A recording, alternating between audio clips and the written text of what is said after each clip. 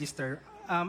Maaari po. Opo. After 18 years. Opo. Meron din po tayong mga kababayan na hinahanap din natin ngayon na hindi pa talaga nakarapag-registered even if nakarating na po sila sa sa mga senior citizen age na po. So mga 60s, yung octogenarian po natin meron pa rin po. And even centenarians. Ako, I think okay naman yun pag mga Pilipino.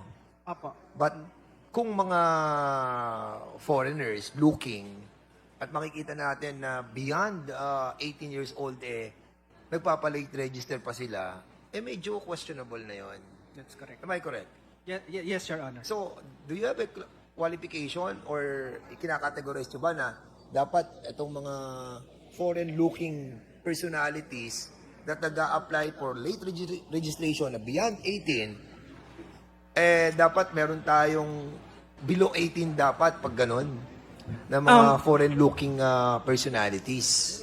That's why po ni-require din po natin yung personal appearance. Kasi Yun. para nakakausap po nung mga local civil registrars po natin, Your Honors, kunwari hindi po nakakapagsalita ng Tagalog or iba po yung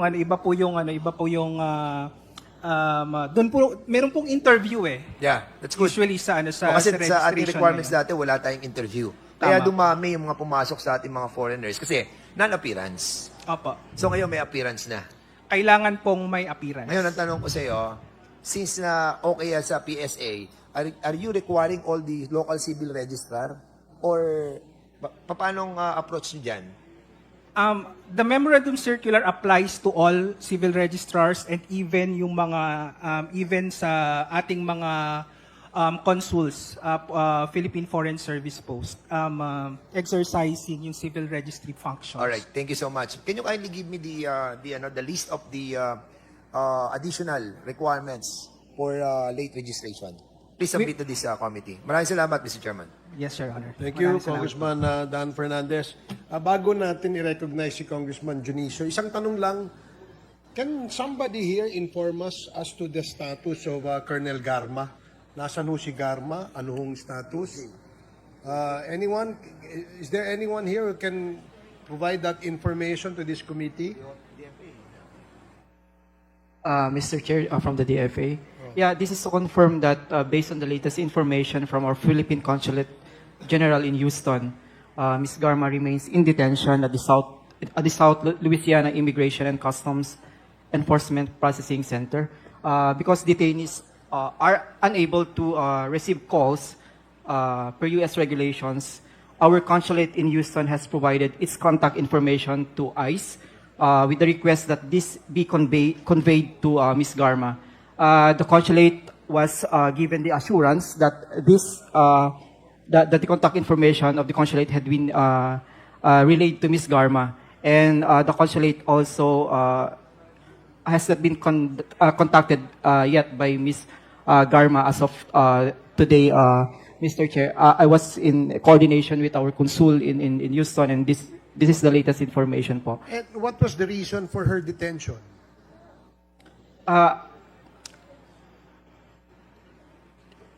According to the reports from the Philippine consulate and based on the information gathered from our consulate, Mr. Chair, Ms. Garma was issued an expedited removal order upon her arrival in San Francisco, which is currently under appeal din po. And she was scheduled to appear in court last December 2024 in Louisiana.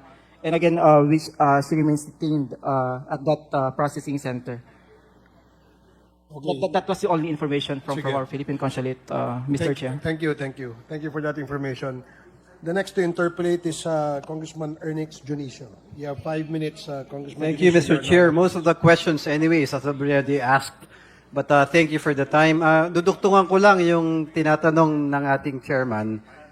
So I think it is prudent that we have a current o yung complete information kung anong status. Sabi nyo, nagpunta sa korte noong December 2024. What's the update after that, sir?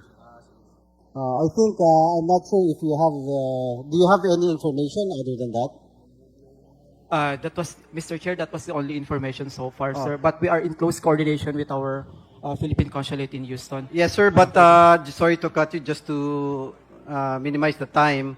Yung bang ano natin, December 2024 pa yun eh. It's been, 6 months from the last update. Not to conclude anything, ano ko lang yung siguro i-update natin so you can, so we can be privy of the status of the said person. Moving on, Mr. Chair, like to ask a few questions to NBI. Please proceed. NBI?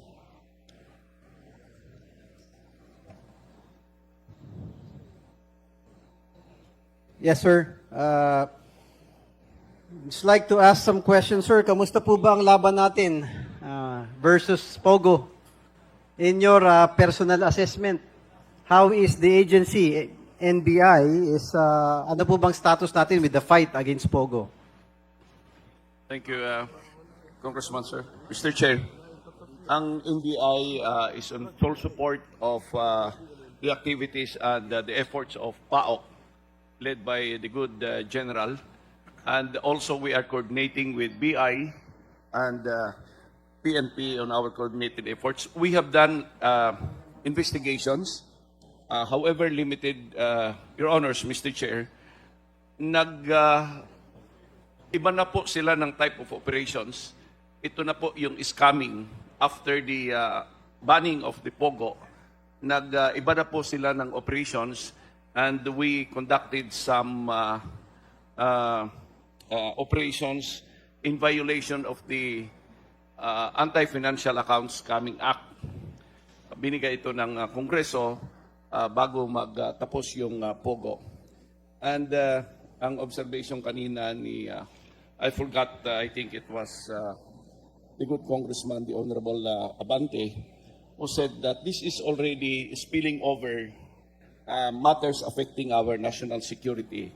As a matter of fact, in some operations by the NBI, relative to the issues on espionage, foreign espionage, nakita namin that we are completing our data on the nexus, yung interconnection by and between yung operations ng Pogo at ng espionage. And once we are done with our investigations on this, we will submit to the COMSEC a copy of our report. We have filed cases against a good number of foreign nationals involved in the various espionage activities. Thank you. So, sir, sa madaling salita, ang Pogo konektado sa espionage sa bansa natin. We are going into that direction, Mr. Chair. There are evidence for us to believe that it could be connected. We are doing some digital forensic examination on the gadgets we have taken into custody or seized during the various operations, both in the Pogo or the financial scamming activities and the espionage activities, Your Honors, Mr. Chair. But in general, sir, meron ba tayong magandang footing sa laban natin sa Pogo? Ibig sabihin, are you comfortable?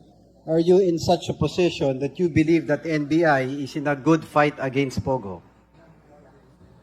Yes, the good director, Judge Jaime Santiago, has repeatedly given strict instructions to all the regional, district, and operating units of the NBI, Manila-based, and intelligence services of the intelligence service of the NBI, to continue our fight against Pogo on the remnants of Pogo, Your Honors, Mr. Chair. Sir, hindi ko na po ipapadetalye, pero meron po ba tayong mga listahan ng mga suspected people involved, suspected areas, suspected locations in the fight against Pogo? Your Honors, Mr. Chair, ang NBI being reactive, we have the list of our results of operations. As to the suspected, I do not have the record, but our intelligence service should have that. And once I have that information, I will make it available to the COMSEC, Your Honors, Mr. Chair. Yes, sir, not to give specifics. Gusto ko lang kasing malaman